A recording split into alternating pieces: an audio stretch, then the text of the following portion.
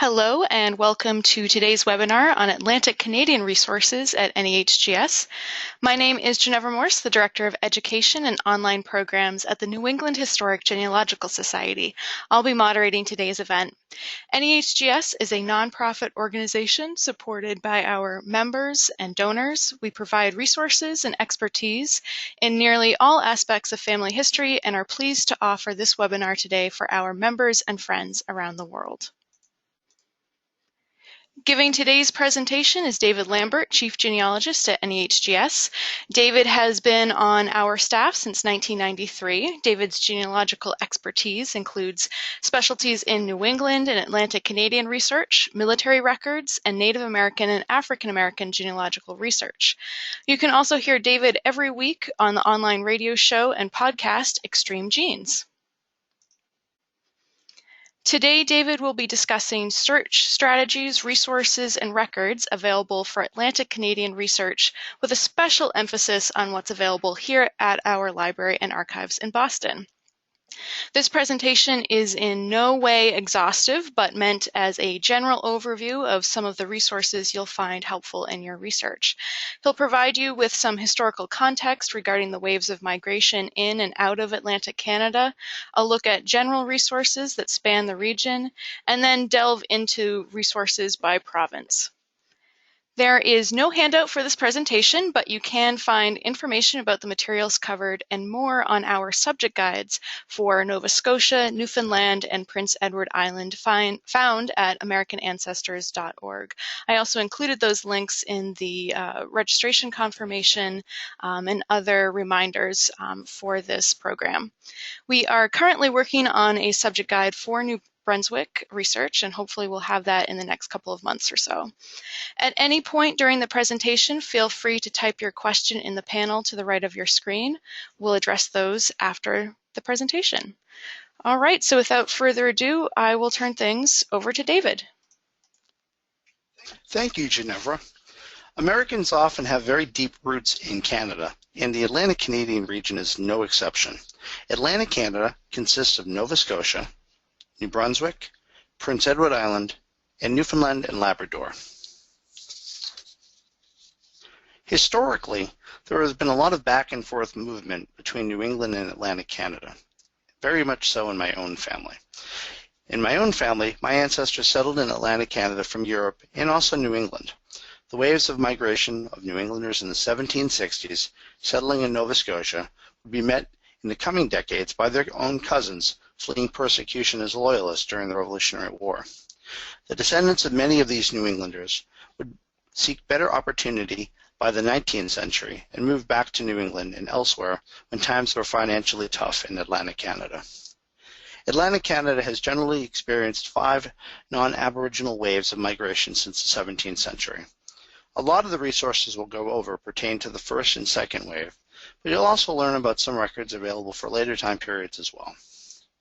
The first wave includes the Acadian settlement during the first decade of the 17th century, the expulsion of the Acadians in the 1760s. Next, the arrival of the New England planters in that same decade of the 1760s. The arrival of the Loyalists in the 1780s at the end of the Revolutionary War.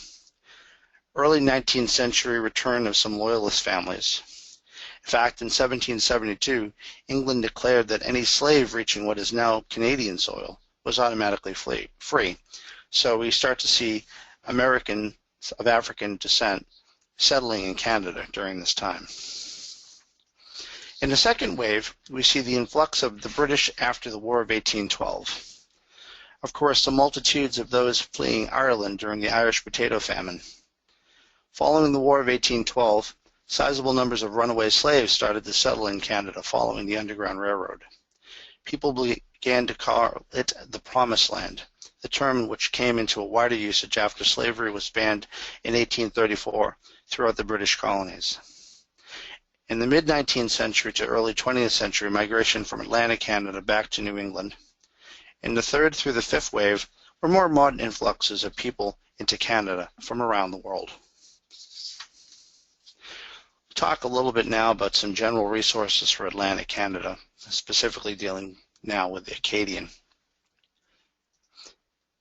Acadia was settled by the French in the first decade of the 17th century. Descendants of these original families can still be found in Atlantic Canada, and even after the mass exodus, after the French and Indian War, of these Acadians from the territories. In fact, the village of Chesapeake, where my own wife's family comes from, just south of Halifax, has a multitude of families that have been there since the 17th century.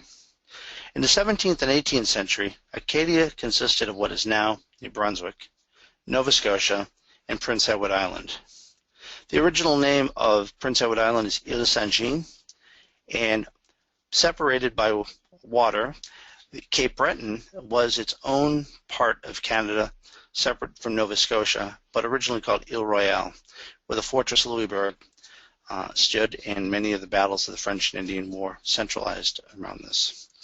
You may recognize Port Royal and Louisbourg on the map, and many of the locations of different battles in the 18th century that your own ancestors may have fought on either side during the wars. By the early 18th century, Acadia was dotted with many smaller villages and communities, sprouting up from the beginning decades of the 17th century. If you were doing Acadian research, I would recommend 2-volume set and the English supplement of the work of Stephen White of Acadia University in New Brunswick. Stephen's work, the Dictionnaire Genealogique des Familles Acadiennes, is in a 2-volume set in French covering 1636 to 1714. The other collection that I would want you to examine are the Drouin collection. Rhonda McClure recently gave a talk on French-Canadian research and resources at NEHGS. You will want to review her presentation for an in-depth look at the Drouin collection, which covers 17th through 20th century records. We have them here at NEHGS on microfilm. In regard to the 2-volume set with a supplement, this is an example of one of the sketches on the family of Augustin Bernard of Acadia, prepared by Stephen White. His exhaustive research covers every asset available to him to find primary sources and stories of the families that deal with 1636 to 1714 pretty completely. He has exhaustively looked at church records, surviving court records, and tax records to place these families together. No Acadian research should go beyond the first couple of steps without already seeing what Stephen did. No point in reinventing the wheel.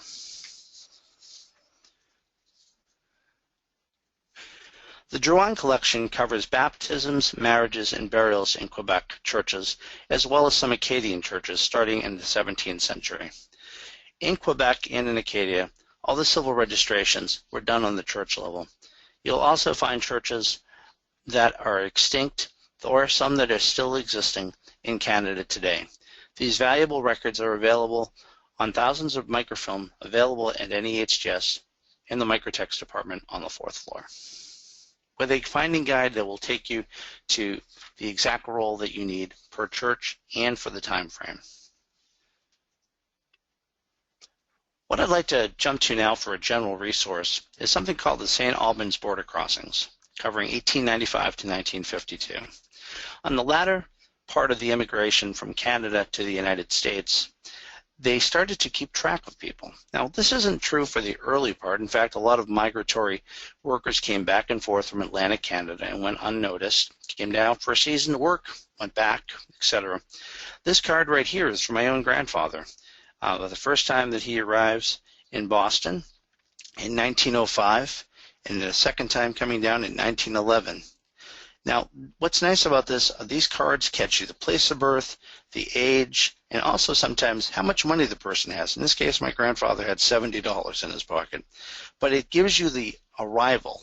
It may be by train, by foot, or by sea, or even by automobile. This is the first time they're catching Canadians coming across the border. Now, what's interesting about these cards, they're actually manifest, so you can go beyond these. These are available on microfilm at NEHGS and are also searchable on Ancestry.com. Many of you have probably used FamilySearch.org over the years for a variety of things, from the IGI to searching catalogs of books, etc. Of the 2 million plus rolls of microfilm at the Family History Library in Salt Lake City, Utah, they have begun the process to digitize them. No exception would be that of the collection for Atlantic Canada. They have started to go province by province, copying the major collections and digitizing them to make them available for free on the internet through FamilySearch.org. It's a very simple process. All you simply need to do is to click on the country of interest, in this case Canada. From there, hitting enter will bring you to a next drop-down list of the Canadian provinces. From there, you can simply select the province that you choose. It will tell you how many collections that are available. In this case, for Newfoundland, there are 15 collections covering 1500 to 2013 with over 1 million indexed records. Now, the thing that's really important to mention here, you're not putting in your ancestor's name in many cases. In fact, in most cases, you're going to be browsing through image by image. This is great. It's like having a microfilm reader at home with that roll of microfilm that you normally would have to either go to Salt Lake to see or rent to view. And at the comfort of your own home, browse image by image and find your ancestors. I've used this many times to search for my Atlantic Canadian ancestors and found some wonderful things that I missed the first time around using microfilm. So this is a wonderful way of doing some research from home, and I will emphasize collections that Family Search have throughout the presentation. We're going to start off the conversation, not with the reason because my family comes from Nova Scotia, but it's one of the earlier settled parts from the New England settlers, so a lot of people who come to NEHGS seem to have roots from Nova Scotia. So let's start here. For many of the Atlantic Canadian provinces, we have subject guides. I'm currently working on one for New Brunswick, which should be up in the next couple of months, but this is the one that I completed for Nova Scotia. This guide will give you the resources that we have, and many of which will be covered during this presentation, but I'm also expanding on things in published and in microfilm sources, in some cases manuscript sources that we have that time did not permit for this presentation. So do look at the subject guides. You'll find one for Nova Scotia, for Newfoundland, and Prince Edward Island, also done by my colleagues, and I'll explain those as we go along.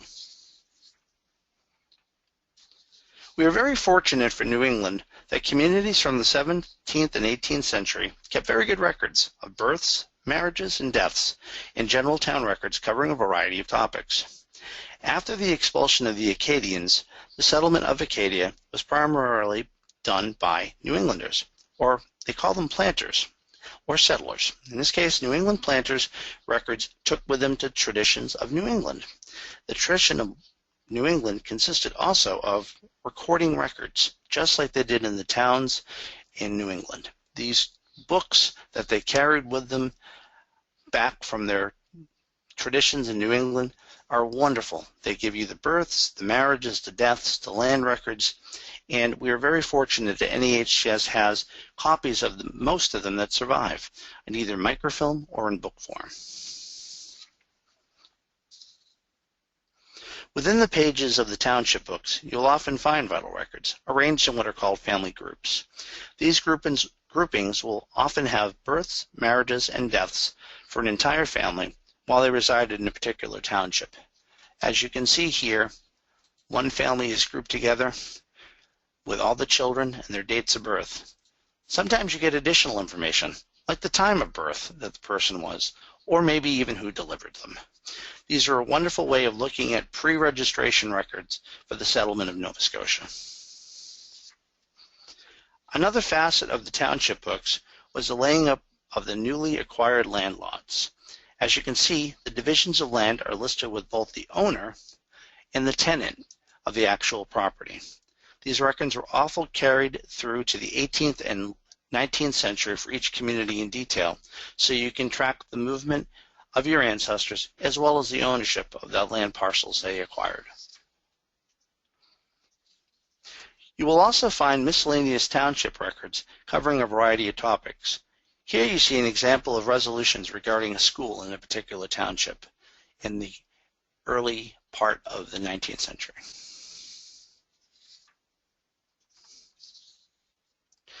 I want to give a tip here. This is to look for the earliest mention in records. Now, in most cases, you will not find a passenger list for your ancestors entering Canada. Remember, in most cases, it's being settled by people from England, Ireland, and Scotland, so you're settling in a British colony. Therefore, there's no need of migration records and therefore not even naturalization records. So don't be looking for the things that you typically would if you're looking for an American arriving from Europe. So in these records, I want you to look for the earliest mention. For example, in the Township book for Horton, Nova Scotia, my wife's ancestor, Patrick Nowlin, first appears in the Township records with his cattle mark in the early 1790s. This mention for Patrick now allows me to know when he first was recorded in the community. Though there is no passenger list for Patrick, I can now calculate that he arrived probably sometime shortly before the date of his first cattle being registered.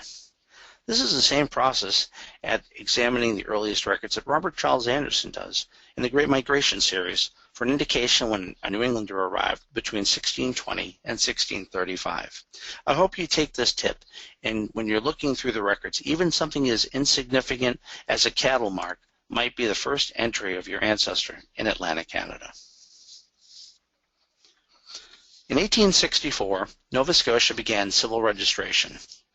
For earlier records, NEHGS can offer you some of the following, however.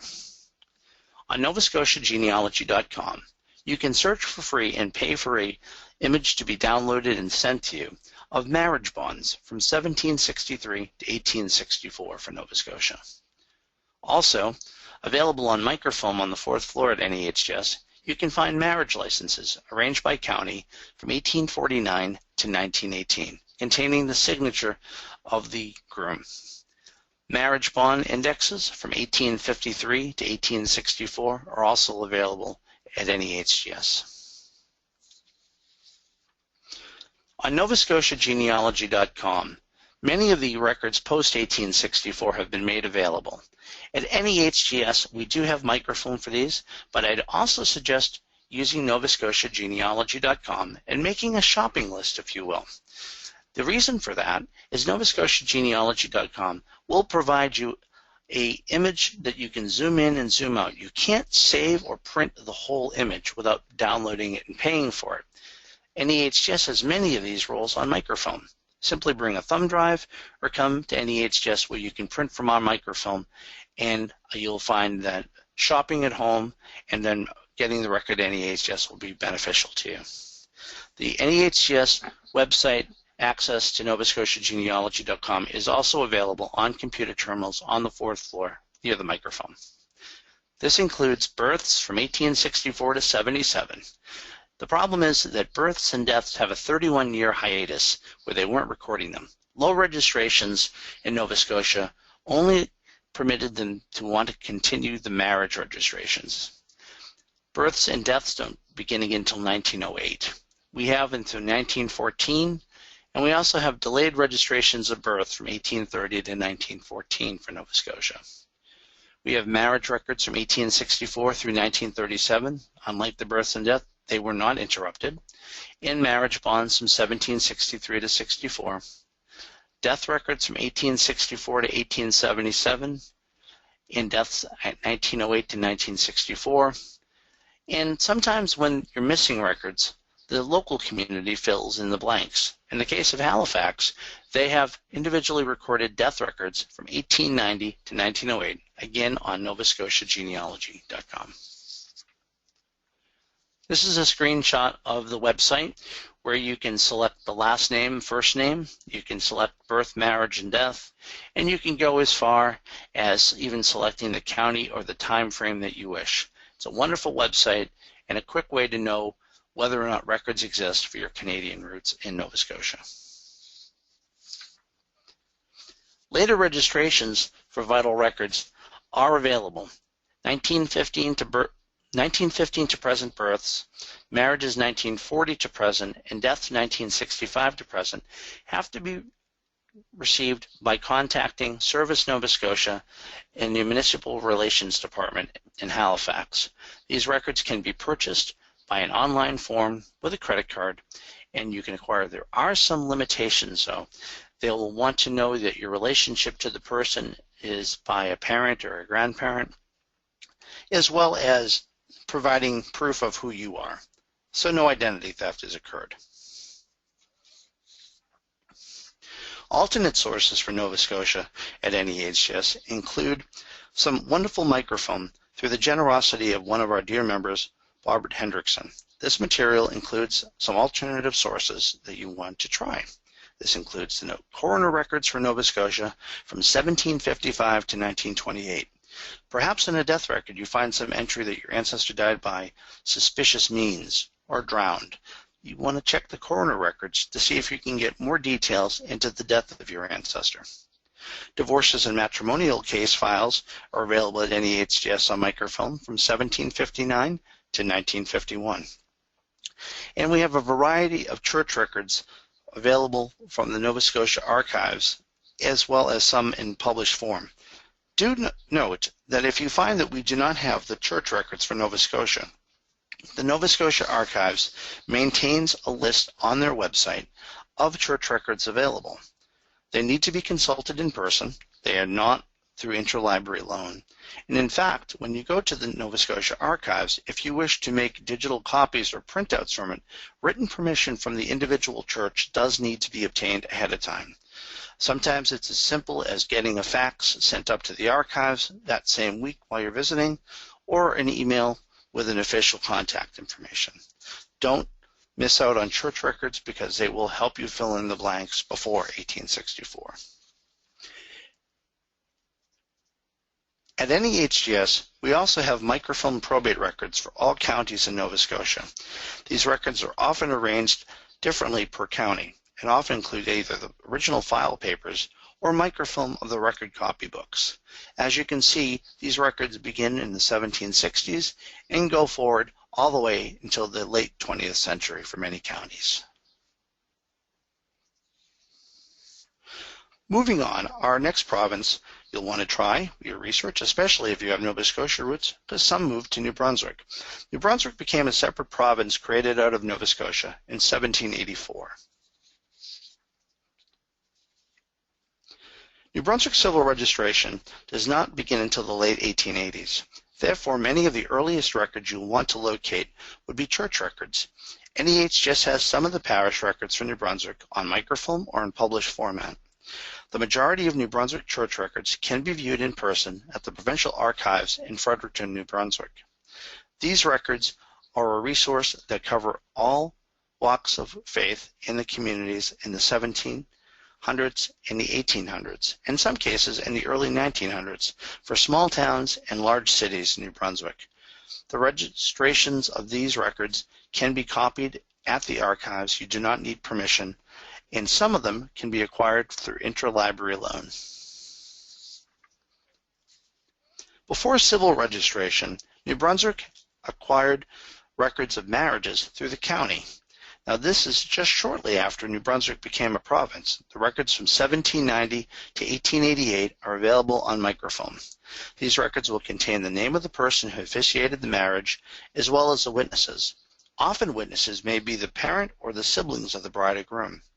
Determining the name of the clergyman will also help you locate religious affiliation of your ancestors and allow you to locate the surviving church records to search for baptisms and burials. The following county marriage returns are available from NEHGS on microfilm for New Brunswick. Some of these counties are indexed and are indicated on the slide in front of you. Others are transcribed and are available as volumes at NEHGS. Do not worry if they're not indexed. Feel free to browse through them. Remember your clues. Look at Canadian censuses and see when the eldest child was born, and just calculate back a year or so and see if perhaps that's the date of the marriage. Also keep in mind that the bride and groom may have come from separate counties, so that maybe the bride is from an index county and the groom is one that is not indexed. Maybe you'll luck out with that. They're a wonderful resource, and I hope that you utilize them. Also at NEHGS, we have provincial registrations of marriages which begin in 1888. NEHGS have these microfilm through 1919. Additional years can be found on the website of the Provincial Archives, which I will discuss in a moment. If you notice on this screen, this is a 2-page marriage record with biographical information of name, occupation, age, place of birth of the bride and the groom, and on the back side, you'll even notice something even greater. the signature. The signature is on some of the later registrations, and for the case of my great-grandparents, it's the only place that I can find a signature, both my great-grandfather and my great-grandmother. Speaking of my great-grandfather, like in New Brunswick, Nova Scotia, and a variety of other places, late registration occurs. For New Brunswick, late registration of births from 1810 to 1899 are recorded. Now, this does not mean that everybody born between 1810 and 1899 have a late registration. If for whatever reason you needed to acquire it, my great-grandfather did because he was retiring from the railroad soon and needed to have his birth record. Here is an example of Tom Clark, my great-grandfather's birth, but there's more. Besides his name, his date of birth, and his parents, he had to have proof.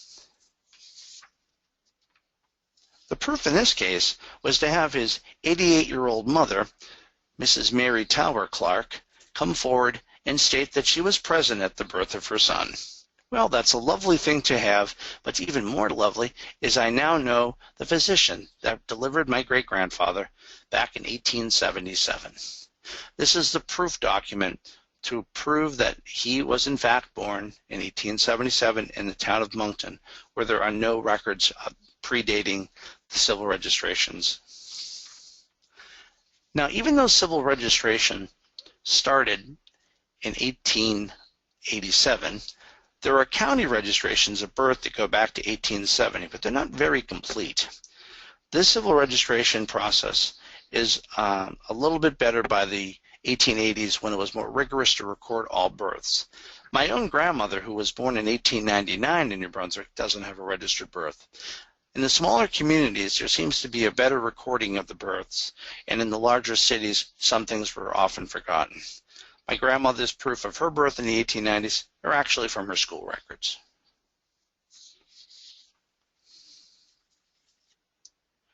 Here is an example of some of the provincial registrations of death from 1888 to 1951. NEHGS have some of these on microfilm, and others are available from the Provincial Archives website. The nice thing about the later records is that you are going to get a clue for a genealogist, especially if you're traveling to New Brunswick, from a death record, is the place of burial. This is often omitted from the earlier records and wasn't really required. On the later records, you'll find the cemetery. You'll also find the cause of death to a greater degree than just one listing of, say, perhaps old age. You'll also often get the place of birth of the parents, the name of the spouse, and in some of the forms, not just the age, but the exact date of birth of the person. It's a really nice collection of records if you've got later registrations. Don't forget to look for the siblings of your ancestor, too, for clues that may have been caught on their record and not particularly on your ancestor. Now, I've made mention of the Provincial Archives website in Fredericton, New Brunswick. Their website, the address is right down here below, archives.gnb.ca. There's a variety of databases that they have to offer for you. Besides birth, marriage, and death records, there are a variety of things like funeral home records, burial permits, and the other things that are available are cemetery records. Some directories, the Hutchinson and Lovell directories of the 19th century, catch sometimes even the smallest of communities. There are some port returns of immigration for 1816 to 1838. No way exhaustive, but no place to check. There are land records such as Crown land grants and New Brunswick land grants from 1780s right on through the 20th century. There are also other databases that you might find useful, including early New Brunswick probate. There's collections of the newspapers transcribed by Dan Johnson, a wonderful way of finding early obituaries and death notices and marriage notices for your ancestors, as well as teachers' licenses and payments from the 1800s. This is a great website. Price is right, it's free. And a lot of times there are digital images that accompany the transcriptions. One genealogical clue I want to toss out there, because of so many Atlantic Canadians coming over in the 19th century and late 18th century from other places, is the 1851 New Brunswick Census. This unique census, unlike for the other Canadian provinces, has a very interesting column. That is the date entering into the colony. Colony of New Brunswick, date of entry for this person here, James White, who's an Irish immigrant, shoemaker, who arrives in 1823. The next household is that of a John Buckley, again another Irish, comes over in 1832. As I say, the earliest record is very important, and the 1851 census will give you that year of immigration for your person who may not have a passenger list. So keep this in mind when you're trying to figure out when they arrived. Moving on to the Rock, commonly known as the nickname for Newfoundland and Labrador, we'll talk about this province. It has a wealth of very early records. Permanent settlement, however, for Newfoundland occurs later than the other provinces, until the early part of the 19th century. There was no permanent settlement, and fisheries would often bring over seasonal workers. However, the records for the churches that were set up there often go back to the early 18th century. I would strongly suggest examining the subject guide by my colleague on Newfoundland, written by Judy Lucy. Judy's expertise in Newfoundland and Labrador is exhaustive, and in her subject guide is no exception to the rule. You'll go in and find all the details on how to utilize resources at NEHGS and beyond for Newfoundland. Let's talk about some of those resources now. Civil registration of birth, marriages, and deaths did not begin in Newfoundland and Labrador until 1891. What I have here is some examples of records that you can try early prior to registration. For instance, Newfoundland Vital Records from 1840 to 1949 can be searched on FamilySearch.org.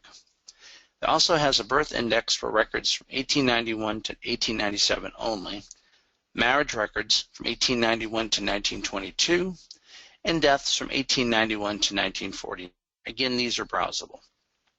Delayed birth registrations from 1840 to 1915 are also available. And most of these delayed records, if it wasn't from the sworn affidavit of a person, come from Bibles or baptismal certificates. Newspapers are a wonderful resource, and at NEHGS we have both on CD-ROM and in published form some early sources for vital records pre-1891. This includes Gertrude Crosby's collection starting in 1810 of birth, deaths, and marriages from the Newfoundland newspapers. Also, vital statistics and items from newspapers 1831 to 72 by Mildred Howard, and 1810 to 73 with genealogical notes of interest from the Royal Gazetteer and Newfoundland Advertiser from 1810 to 1873, also by Mildred Howard. On FamilySearch.org, you'll find two collections of great interest, again browsable, and will eventually be searchable by every name. The Newfoundland Vital Statistics from 1753 to 1893. This includes transcriptions of baptisms, marriages, and some burials. Most of the Protestant denominations are included here, and only 6 are Roman Catholic. For Newfoundland, church records 1793 to 1945 are also on FamilySearch, and this includes both the original Roman Catholic parish registers of the City of St. John's and other communities. Moving on to the smallest of the Atlantic Canadian provinces, Prince Edward Island. My colleague Marie Daly has written an exhaustive subject guide on Prince Edward Island genealogy. It's just one of the many subject guides we have to offer, and it's available on our Learning Center on AmericanAncestors.org on the address below. Prince Edward Island Vital Records, civil registration, does not begin until 1906. There are some restrictions on the records that you may find, and they're a little different than other provinces in Nova Scotia. For instance, births are restricted for 120 years after the date of the event. So looking through early 20th century vital records, either online or on microfilm, are not going to be possible due to the restrictions. Marriages are restricted for 75 years after the date of the event. And death records are restricted for 50 years after the date of the event, and the cause remains permanently confidential. This is the case in New Brunswick. Provincial laws do change, and for New Brunswick, the only way to originally get the cause of death from a death record was to actually contact the funeral home and hope that they would include it for you written down. So things will change, and perhaps these limits of registration restrictions will be lifted and become a little bit more recent years to search. Prince Edward Island marriages. The marriage registers from 1832 to 1888 are available on FamilySearch.org. Remember, these are browsable images of the indexes and the registers, so you're not going to be putting in a name, but you're going to be browsing through. So keep in mind perhaps when that first child was born and look a little bit around that time frame instead of having to search through the entire thing. Marriage records are arranged by the date of the registration, and the dates of the index and marriage records don't always match, so be careful when you're searching. Prince Edward Island deaths. Available on FamilySearch.org are the death card index from 1721 to 1905. This includes the reports of the actual deaths from that time period. Now, one of the things that you're going to find is that some of these deaths are actually cemetery inscriptions. And cemetery inscriptions are available as well, but sometimes when they were recording the earlier deaths, they went into the cemeteries, copied the gravestones because there weren't any earlier death records.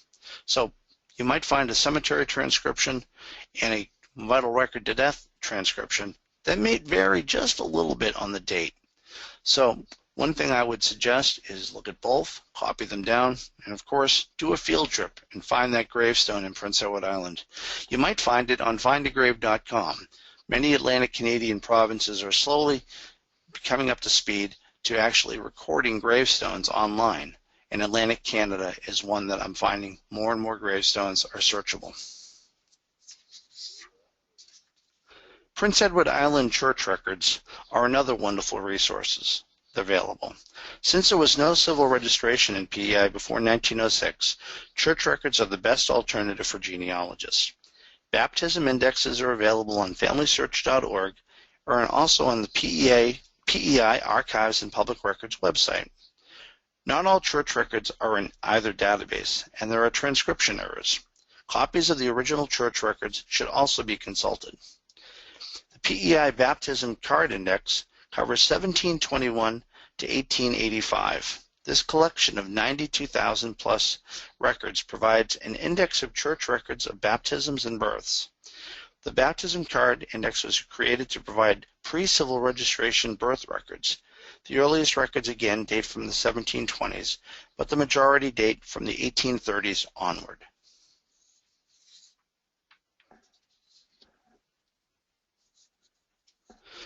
The other records are the PEI Baptismal Index, covering 1777 to 1923. These are available from the Provincial Archives in Charlottetown, Prince Edward Island. Taken from existing church records from across the island, these baptismal records provide information concerning individuals' births and parentage. The database contains over 168,000 records covering the 18th century to the early 20th century. There are also church records. NEHGS has in their microfilm collection some of the pre-1900 baptism, marriages, and burials for the Anglican Church of Canada, the Catholic Church, the Church of Christ, Church of England, Church of Scotland, Free Church, Methodist Church, Presbyterian, and finally the United Church of Canada churches, which was a combination of many earlier religions. The PEI Church Records collection from 1777 to 1985 can be searched on FamilySearch.org and has over 22,000 browsable images arranged by community and then by church.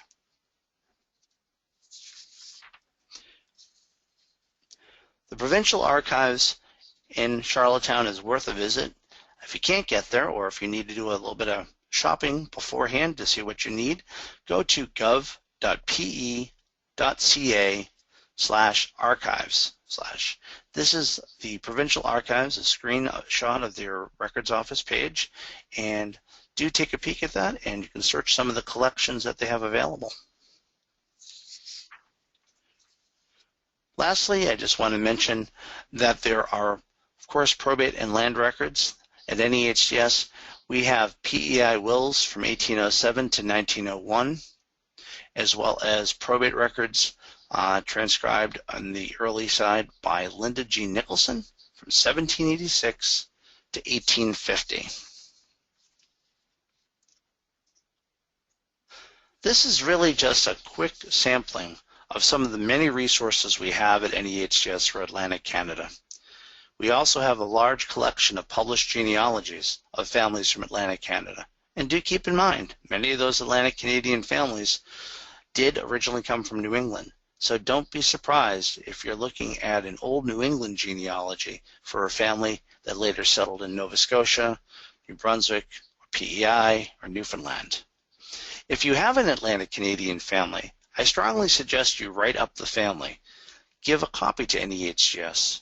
We would be delighted to find out the collections that you have. In the archives of NEHGS, we have countless personal letters and account books, and many have dealings with Atlantic Canada. I would suggest if you have a family treasure that you're looking to preserve, think of NEHGS as a place to be the facility to care for your family artifacts. This is just one of the many images from the 19th century of rural Prince Edward Island. Hopefully through the research of finding the births, the marriages, the deaths, the court records, etc., give you a chance to fill in the blanks and see a picture of what your ancestor's life was back in the 19th century or beyond in Atlantic Canada. Thank you for joining me, and hope to see you at NEHGS. All right, thank you, David, for your presentation. As a reminder, you can access all of those subject guides mentioned at our online learning center. Just go to Education at this main menu up here, select Learning Resources, and then click Read, and you'll find subject guides for a number of topics, including Nova Scotia, Newfoundland, and Prince Edward Island. And as we mentioned a few times, we are in the process of creating a subject guide for New Brunswick genealogy. All right, so now let's go ahead and start tackling some of your questions. If you have anything that you'd like to ask, please go ahead and type it in the questions panel in your user guide, and we'll answer as many as we can in the time provided. All right, so David, if someone has an ancestor who lived in what is now New Brunswick before it was a province, so when it was part of Nova Scotia, would you turn to so this is, pre-1784, I believe, is when it became a province. Would you turn to the archives in New Brunswick, or would you turn to the archives in Nova Scotia? It really depends on the records that you're looking for. In the early communities, again, pre-1784, you're going to be dealing with church records. So the Provincial Archives in Fredericton, New Brunswick would be the place I would start looking for first for church records, because pre-1784, again, there are no vital records per se. The land records of that early period are the Crown Land Grant records, and you'll find many of those available from the Provincial Archives website as well. Some of them have been digitized, some of them are just an index and you have to order the records, but that would be the best approach. All right, thank you. Now Rose asks, are there any resources for Native American tribes like, for example, the Micmac? There are no public free databases of the Mi'kmaq Indian collections.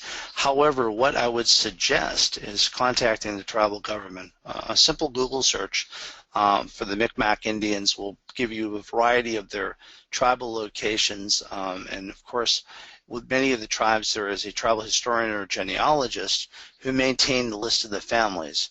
I'm sure you've probably searched through the censuses, and the early Canadian censuses will give you your ethnicity as Native American, in this case Native Canadian, and the Mi'kmaq is a very, very strong tribal relation up there, and they very much embrace people that are looking for their heritage. So I would welcome chatting with you further on that if you wish to call the society, but do your homework before you contact them. Just to call them up and say, I believe I'm Native American, isn't going to be enough. You want to narrow it down to names And another thing that you may consider is an autosomal test to look into your autosomal DNA to see what percentage Native American you could perhaps be.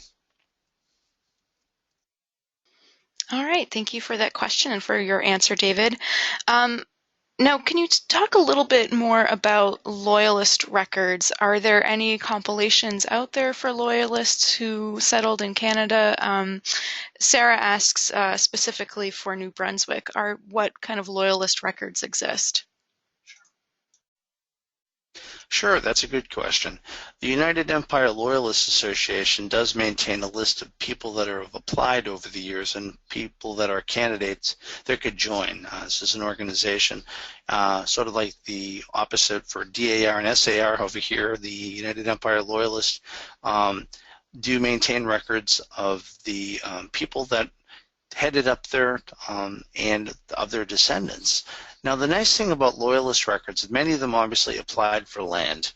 So, for instance, with New Brunswick, the Loyalist claims are often in the Crown land grants, as well as with Nova Scotia land records. You start to see in communities like Shelburne, Nova Scotia, or into the areas of Fredericton, New Brunswick, where you find the early Loyalists coming in with the fleets in the 1780s. So land records are very important, and then also church records. Finding the church records are, again, one of the clues to the earliest examination of your ancestor. Now, unlike other ones that do not have passenger lists, sometimes you do catch passenger lists of the Loyalists that are coming up with the British fleets after the end of the war. Great. So how would you go about, could you find a list of, say, churches for certain parishes in a given area, particularly in the 19th century? This is from Cherry, who's asking this. Were there city directories or other kinds of directories that you could look for? Are there, do we perhaps have publications that would list churches within a certain area? Well, it really kind of comes down to the time frame. So I guess this is sort of a two-part question. If it's the 19th century, and if it's in one of the directories like Lovell's or Hutchinson's for New Brunswick, those are again online, and some of them we have on microfiche at NEHGS, they will often give you a list of the denominations and the churches and, of course, the clergy at that given time. There is no compiled list, per se, of every church in Atlantic Canada. It's different province by province. Like I had mentioned with Nova Scotia, on the Provincial Archives of Nova Scotia website, there's a listing of the church records they have. Now, mind you, that is nowhere exhausted of all the churches that exist. Some of the archdioceses, like the Catholic Church or the Anglican Church Archives in particular provinces, or the Baptist or Methodist universities, will often have the records. So there's not really always one-stop shopping, if you will. If you have a question on a specific province that you'd like some help locating where the churches are, feel free to contact me at NEHGS. I'd be delighted to assist you further on that. And kind of following up with that, Judy asks, so if a church is now closed, specifically a Catholic church, where might their records go? Is there kind of a central location where you could access Catholic records in particular? Like in the United States, most archives exist for the Archdiocese of the Catholic Church. And this is true with Nova Scotia, New Brunswick, and Newfoundland. So you were going to find in the Archdiocese archives the closed records, and in some cases the earlier records of current churches still open. So contact them. Oftentimes they sit in the archives of the Archdiocese, and there may be a microfilm copy of some of them available from the provincial archives. Like up in St. John's, Newfoundland, in the rooms, they have church records, but at the cathedral archives, they actually have records there. So it really depends. It's kind of like doing your homework to find out where the records are. For instance, in Newfoundland, for my ancestors who are Anglican, they are in a church that's not even in the town. It was a circuit priests that went around and baptized and married people, and they were from Buren. My great-grandparents were married in St. Lawrence. In St. Lawrence, I won't find the record, and in the church, the records aren't there. But in Buren, in a church that's only open seasonally, does not have microfilm, and has not digitized the records, is the original marriage record of my great-grandparents. It has their signature on it. I haven't seen it yet, but I plan on tracking it down one of these days. Thanks. Now, when would passenger lists start to be taken? When might you expect to actually be able to find a passenger list for someone coming into Atlantic Canada? Passenger lists for arrivals in Canada in the great multitude of migrations are really only being recorded once Canada becomes separate from Britain. So in the 1860s, they start to appear. And the archives of Canada in Ottawa have digitized many of the surviving passenger lists from that time frame. Now, and for the most part, I find a lot of Atlantic Canadians arrive before this time. It's a wonderful resource for myself. My grandparents came over from England in 1911, and the manifest from the Empress of Britain arriving into Canada is right there. My great-grandparents, my grandfather, my grand-aunt are right there. But for the arrival of, say, my Kelly family into Westmoreland County, New Brunswick, the only clue that I have is from the Crown Land Record that says in 1816 December, I, John Kelly, arrived from County Tipperary in Ireland. That's the end of the story. There's no passenger list from Tipperary nor an arrival in New Brunswick. So oftentimes land records, or like I showed before, the 1851 New Brunswick Census, will give you a clue to kind of tell you when they arrived. If there were surviving passenger lists, they haven't turned up yet into the 21st century. There are some small examples of port records, as you saw from the New Brunswick website. There were some from the 18 teens to 30s, but they're very few and far between. Now, Joanne asks if I guess her ancestors had English Canada in a U.S. federal census as to where they were from.